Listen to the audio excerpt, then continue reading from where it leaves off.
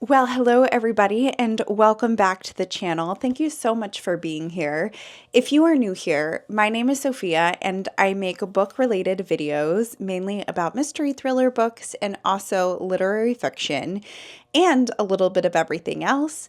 And today I am going to be chatting about the books that I hope to pick up this spring. It has been quite a while since I have done monthly TBRs. And to be honest, I don't really feel like they fit into my reading habits at this point, but I do very much miss talking to you guys about books that are on the bedside table that I'm really excited to read next. And so I wanted to do something that is a little bit TBR like, even if it's not quite monthly. And so I thought a seasonal TBR would be a good compromise. I also am quite the mood reader, so there will certainly be some surprises when it comes to my monthly wrap-ups.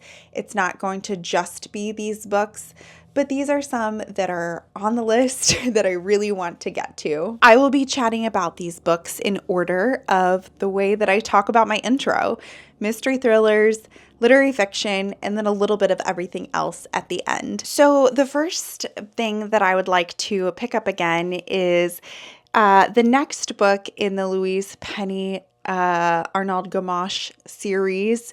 This is book 5 out of 19, so I'm a little bit behind. But this series is somewhere between a cozy mystery and an actually mystery thriller series. It follows a main detective who solves mysteries mainly in a little village in Quebec called Three Pines, but sometimes the cases take him elsewhere as well. And I find it difficult to binge read these books back to back to back.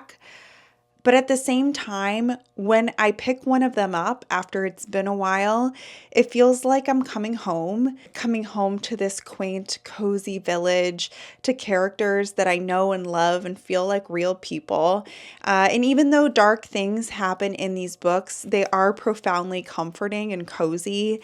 And this next one, The Brutal Telling, is a little bit on the chunkier end for the ones in the series, but this mystery takes place right at the heart of Three Pines as a man is murdered right in Olivier's bistro. So looking forward to picking this up in the spring, even though it does look quite autumnal from the cover. So the next few mystery thrillers that I'm really prioritizing for spring are actually new releases, but they really caught my attention. These were books that as soon as I read the synopsis, I knew that I had to have them, and so I certainly want to prioritize them for the season that they are going to be released in. The first one is called Broken Country, and it's by Claire Leslie Hall. I actually found out about this one by listening to the spring preview from the Modern Mrs. Darcy book club or the What Should I Read Next podcast.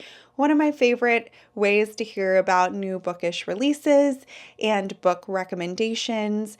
And this one was highly recommended for their spring book preview. So this is a dual timeline book about a romance that happens in the 1950s between a man and a woman in a farming village. And then that man returns, I believe, like 13-ish years later, and they kind of rekindle their connection despite the fact that the woman is now married to someone else. But the thing that makes it a mystery thriller is throughout the whole book, you know that someone has been murdered, but I don't believe you know who.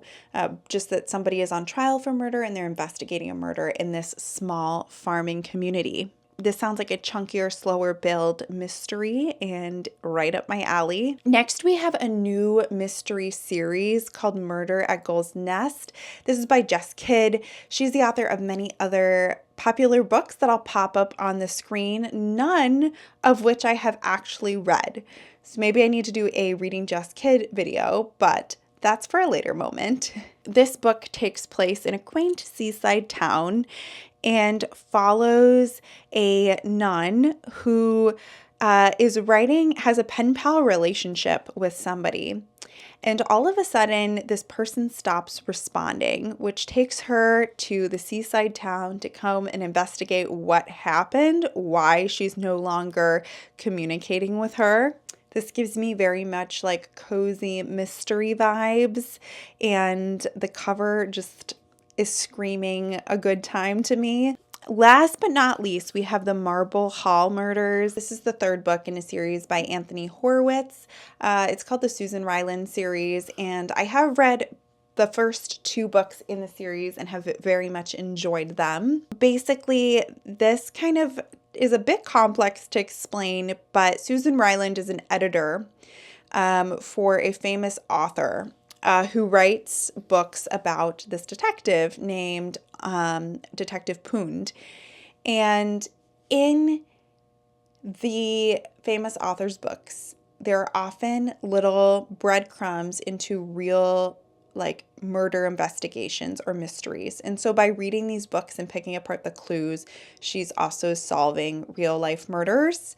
And in this new installment, a new writer is picking up the task of writing about Detective Poond, but he actually, I believe his grandmother was murdered mysteriously about 20 years ago. So Susan Ryland is hot on the case to figure out what's going on. And I believe his newest book, the new Poond book, has some clues into the mystery about the grandmother. I think I'll put the release dates up on the screen so you guys are aware, but these are coming out a little bit later in the spring, like March and April time. So that is it for the mystery thriller section. Definitely a lot of good mysteries, some cozy mystery vibes for the spring. But now moving on to the literary fiction section. The first thing I want to talk about is the Women's Prize. I adore the Women's Prize. I have read the shortlist a couple of times on my channel. I will link those videos if you want to see me reading through those books. The long list has not yet been released yet, and I haven't quite figured out how I want to read the Women's Prize books this year, if I want to do the whole long list, just the short list, vlogs, just reviews. Let me know what you think, but I do want to read some of those books in some part. I just don't know what they're going to be yet. So that's a big question mark, but part of my spring reading plans. Next, we have Audition by Kitamura, one of the biggest releases for the literary fiction genre for the spring. And let me just read this synopsis because I don't think I can quite do it justice. It says, "One woman, the performance of a lifetime, or two. A mesmerizing Mobius strip of a novel that asks who we are to the people we love. Two people meet for lunch in a Manhattan restaurant. She is an elegant and accomplished actress in rehearsals for an upcoming premiere. He's attractive, troubling, and young enough to be her son. Who is he to her, and who is she to him? In this compulsively readable, brilliantly constructed novel, two competing narratives unspool, rewriting our understanding of the roles we play every day. Partner, parent, creator, muse. And the truths every performance masks, especially from those who think they know us best." I just think that this sounds fascinating. Perhaps a book that I'm going to reach the end of and have no idea what's going on, but sometimes you need those in the reading life. We also have Universality by Natasha Brown, another very anticipated literary fiction release for the spring. This one says, late one night on a Yorkshire farm, in the midst of an illegal rave, a young man is nearly bludgeoned to death with a solid gold bar. An ambitious young journalist sets out to uncover the truth surrounding the attack, connecting the dots between an amoral banker landlord, an iconoclastic newspaper columnist, and a radical anarchist movement that has taken up residence on the farm. I think this sounds also very excellent and very excited to read it, and kind of bridges the mystery thriller, literary fiction loves of mine. As it stands right now, I'm hoping to do 2 more author videos in the spring. The first being Claire Keagan, which I have hauled all of her books. I think I'm going to do this in 2 separate videos, so perhaps one in spring, one in summer, or maybe both in spring. But very much anticipating reading some of her work.